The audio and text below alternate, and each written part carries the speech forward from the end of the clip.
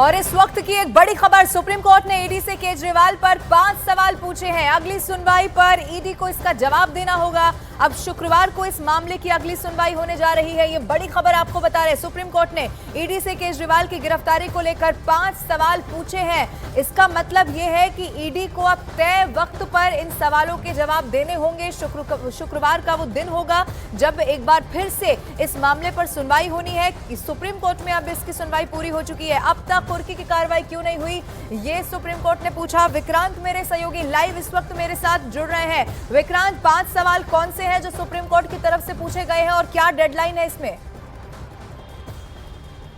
देखिए, बहुत ही महत्वपूर्ण 5 सवाल पूछे हैं सुप्रीम कोर्ट ने और ये कहा है कि शुक्रवार को जो अगली सुनवाई होगी, जब ईडी के वकील इस मामले में अपना जवाब देंगे, दलीलें रखेंगे, तो इन 5 सवालों के जवाब दे।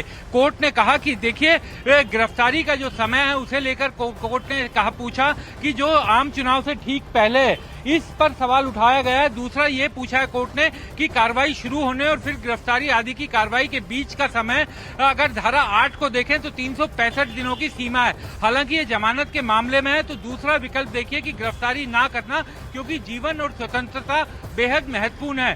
कोर्ट ने यह भी पूछा कि न्यायिक कार्यवाही के बिना क्या जो कुछ हुआ है उसके संदर्भ में आपराधिक कार्रवाई शुरू की जा सकती है। क्या इस मामले में ये बताया जाए कि याचिकाकर्ता कैसे शामिल हैं, यानी दिल्ली के मुख्यमंत्री कैसे इसमें शामिल हैं। क्या कोई कुर्की की कार्रवाई की गई, ये बताना होगा ईडी को।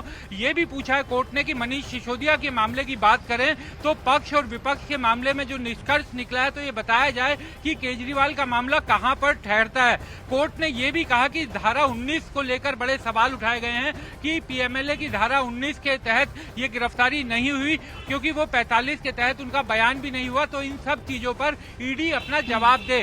दरअसल आज एक लंबी सुनवाई हुई थी और अभिषेक मनु सिंघवी ने तमाम सवाल गिरफ्तारी को लेकर उठाए थे। तो कोर्ट ने अब ईडी से इन 5 सवालों के जवाब तैयार होकर आने को कहा और ये कहा है कि शुक्रवार को जब मामले की सुनवाई होगी तो आप इस मामले में जवाब देंगे। इस मामले में अरविंद केजरीवाल ने अपनी गिरफ्तारी और रिमांड दोनों को चैलेंज किया हुआ है।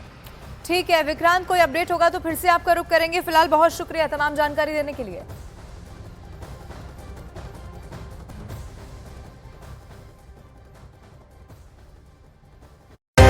राजनीति